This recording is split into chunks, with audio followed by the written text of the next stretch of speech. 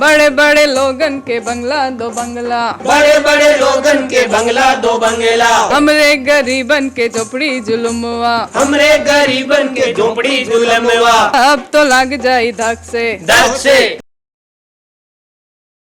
दोस्तों नमस्कार, विकल्प वाणी सच्चाई की खोज में आपका स्वागत है। ये बात बिल्कुल सही है। कहब त लाग जाई धक से। बड़े बड़े लोगन का बड़ा बड़ा बंगला, उस पर दो तल्ला अलग से, हमन गरीबन के झोपड़ी जुलुम्बा। आप देखेंगे एक बड़ा फ्लाईओवर मुंबई से मथुरा जा रहा है, एक्सप्रेस वे। उसके जस्ट नीचे सैकड़ों लोगों के घरों को बीते फ्राइडे को तोड़ दिया गया। 2 दिन पहले एक नोटिस लगाया गया डीडीए की तरफ से कि आपका घर इनलीगल है, गैरकानूनी है, और पुलिस, सीआरपीएफ जवान और बुलडोजर आकर इनको एक तरफ से इनके घरों को तोड़ दिया गया है।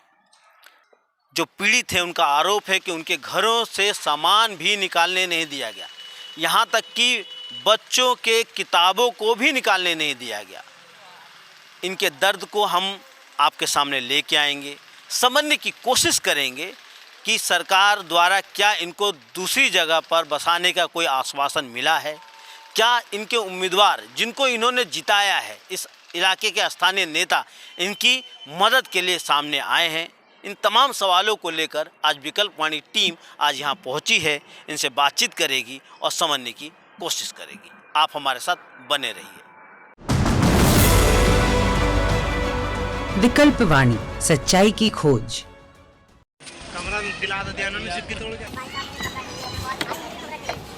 हम 22 साल से रह रहे, इसमें पटेरो दलदल था। उस टाइम से हम रह रहे बेटा, लेकिन ना नोटिस दिया ना कोई दिया। बिना तोड़ने का नोटिस इस गली में लगा था। बेमतलब का इसमें घर में सारा सामान मेरा इसमें दबा हुआ है। मेरे पास में एक प्लेट नहीं है बेटा कि मैं उसमें खाना खा लूँ। प्लास्टिक बर्तन में मैंने खाना खा रहे हैं। अभी तक कोई पूछने के लिए नहीं आया कि तुम किस हाल में हो, नहीं हो। ये मेरा बुजुर्ग है बुरा, ये कमाने नहीं सक रहा बेटा। हम 4000 का नौकरी करते हैं स्कूल में। आप बताइए कि हम 4000 का नौकरी कमा करके इसको पाल सकता हूँ या खिला सकता हूँ कि मैं कहीं कमरा लेंगे, कहाँ देंगे बेटा। यहाँ दलाल मांगता है, अगर 6000 का कमरा लिया है तो दलाल डायरेक्ट 3000 मांगता है। तो 6000 हुआ, 3000 ये 9000 हुआ बेटा। तो 4000 का ड्यूटी में हम कहाँ से देंगे 9000 पैसे। तो हम कमरा ले रहेंगे बेटा। हाँ, मेरा इसमें कपड़ा दबा हुआ, मेरा बर्तन दबा हुआ, सारा सामान दब गया। दरअसल ये कॉलोनी जो है तकरीबन 20 साल से हम लोगों के घर बने हुए थे यहाँ पे, और अचानक इन लोगों ने लास्ट फ्राइडे को यहाँ पे इवनिंग में नोटिस लगाए, और सैटरडे संडे जो था यहाँ पे कोर्ट बंद था, छुट्टी थी। और फ्राइडे इवनिंग में लगाने का मकसद ये था कि ये कहीं भी कोर्ट कचहरी या कोई स्टे या कहीं जा ना सकें।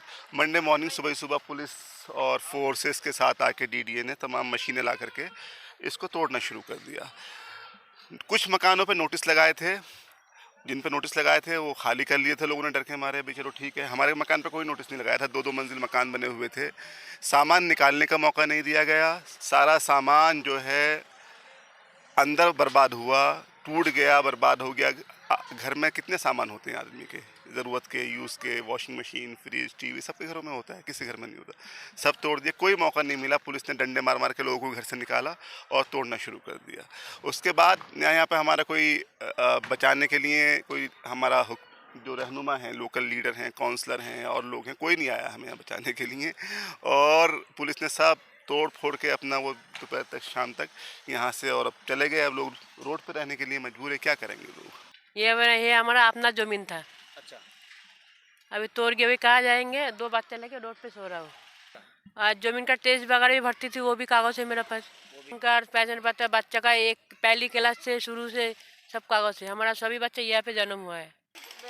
रोड पे हम वो तकत लगा करके भंगा फुट्टा तकत में मैंने आज 1 हफ्ता से बेटा मैं वहाँ बैठा हुआ हूँ। आज तक कोई ना आया पूछने के लिए। 2-3 दिन खाना ये सब लड़का जो है नी, ये सब लड़का मिला जुला पैसा वैसा खिचड़ी बना 2-3 दिन दिया बेटा। उसके बाद वो भी बंद।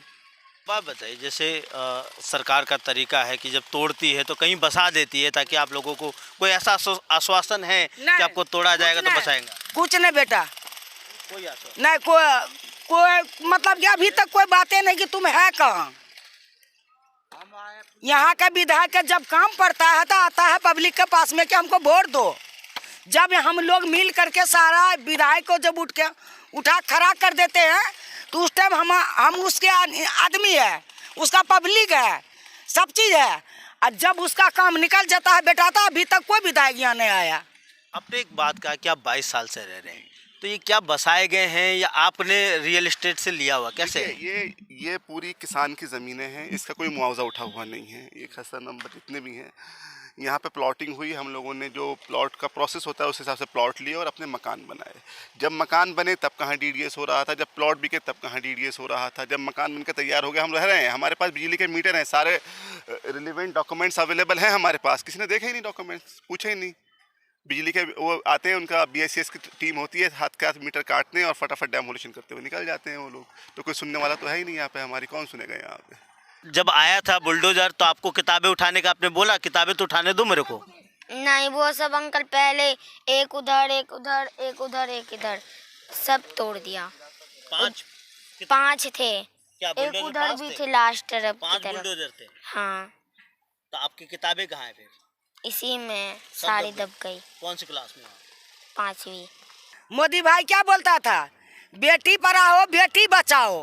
बेटी को खुलेआम बलात्कार हो रहा है, बेटी मर रहा है, बेटी झील रहा है, कोई गर्भवती जा रहा है, कोई कुछ जा रहा है, बेटी की परवाह नहीं है।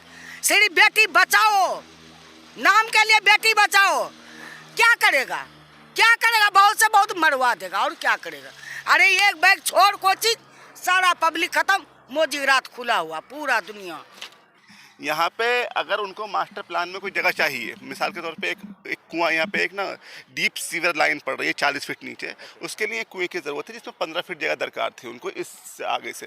तो 2-2 फीट जगह किसी की टूटनी थी, टूट जाती, कोई मसला नहीं, हर आदमी तैयार है। चलो मास्टर प्लान में कोई जगह है तो कोई मसला नहीं है। लेकिन उसको तोड़ने के लिए, उसके लालच में उन्होंने पूरी अब क्या होगा यहाँ पे, मतलब DDA वाले अब दोबारा लोगों को बसाएंगे तो दोबारा पैसे लेंगे, क्या करेंगे क्या नहीं करेंगे। मतलब ये एक साइकिल चली आ रही है यहाँ पे लोगों को, गरीब लोगों को परेशान करने की। दरअसल कि लोग जो है अपना घर बनाते हैं, सारी ज़िंदगी कमाइयाँ लगाते हैं और 1 मिनट में ये लोग पूरा दस्ता आता है और उजाड़ के चला जाता है। हम लोग यहाँ खड़े होकर अपने घर टूटने का तमाशा देखते रहे। हमारा घर टूट रहा है, पुलिस हमें तोड़ने देखने में नहीं दे रही है, वहाँ पीछे खदेड़ दिया हम लोगों को और असल में एक मसला और भी है कि यहाँ पर जितने भी लोग रहते हैं ख़ास समुदाय के हैं, तो और भी मज़ा आता है इन लोगों को बर्बाद करने में हमें। तो भाई केजरीवाल साहब को क्यों लेकर आए थे हम गरीब लोग, ये बताइए। खुल के सब लोगों ने समर्थन दिया था ना। केजरीवाल साहब का एक नारा था कि जहाँ झुग्गी वहीं मकान, पक्का तो हमारे पक्के मकान तोड़ दिए इन्होंने, झुग्गी की तो बात छोड़ दीजिए आप। जनता और जनता के द्वारा किया गया शासन फिर से तंत्र कहलाता है, ठीक है। तो फिर जनता से वोट लेते हैं तो एक फिर इस टाइम क्यों कहाँ चले जाते हैं ये लोग। दोस्तों, अभी आप लोगों ने जिनका घर टूटा है उनके दर्द को समझा, उनकी बातों को सुना। एक बात तो साफ है और याद भी रखना चाहिए, सरकार और सरकारी एजेंसियों का काम क्या है, उनकी जिम्मेदारी क्या है। उनकी जिम्मेदारी है दिल्ली वासियों के लिए, और जो दिल्ली में अपनी रोजी रोटी की तलाश में यहाँ पर आते हैं उनके लिए सभी सुविधाओं से लैस आवास देना ये सरकार और सरकारी एजेंसियों की जिम्मेदारी है। लेकिन वो इस जिम्मेदारी से पीछे हटते हैं और ये जो गरीब हैं, जो अपनी रोजी रोटी और जो जमा पूंजी है उससे खून पसीने की कमाई से अपना घर खड़ा करते हैं, उस पे सरकार इनलीगल कहकर, गैर कानूनी कहकर बुलडोजर चला देती है। सवाल वहीं खड़ा है, जब ये कॉलोनियाँ बसाई जाती हैं, जब ये नेता लोग आके इनसे वोट मांगते हैं, जब ये अपने जीवन को बचाने के लिए, अपने बच्चों को बचाने के लिए घर बनाते हैं, तब MCD, DDA और सरकारी एजेंसियां और सरकार खुद गायब होती हैं या तो चुप होती हैं। या ये हो सकता है कि रियल इस्टेट्स के जो बड़े बड़े धन्ना सेठ हैं उनके साथ मिलकर इन बस्तियों को बसाया जाता है ताकि वोट बैंक बनाया जा सके, ताकि इनसे वोट लेकर सत्ता में किसी भी तरीके से आया जा सके। इसी मकसद से ये कॉलोनियाँ बसाई जाती हैं। एक सवाल और भी है और ये सवाल हम सबके लिए है। आज ये पीड़ित लोग जिनका घर सैकड़ों की तादाद में तोड़ दिया गया है, ये सरकार से और यहाँ के नेताओं से सवाल कैसे करें, ये सवाल करने का हमारे देश में कोई तंत्र नहीं है। ये पीड़ित लोग सरकार से सवाल नहीं कर सकते हैं। ये कैसे पूछ सकते हैं जब आप चुनाव में हमसे वोट लेने के लिए हमारी कॉलोनी में आ रहे थे, जब आपका सरकारी विभाग पहचान पत्र, आधार कार्ड, बिजली का बिल, यहाँ तक कि हाउस टैक्स ले रहे थे, तब आपको हमारी कॉलोनी गैर कानूनी क्यों नहीं लगी? जब हमें ये जमीन किस्तों पर धड़ल्ले से बेचा जा रहा था, तब आपकी पुलिस, डीडीए और एमसीडी के अधिकारी चुप क्यों थे? इन सवालों का जवाब ये पीड़ित सरकार से कैसे पूछ सकते हैं? इस बारे में आप क्या सोचते हैं? आप क्या समझते हैं? आप कमेंट में लिख के दीजिए। जब तक देखते रहिए विकल्प वाणी सच्चाई की खोज।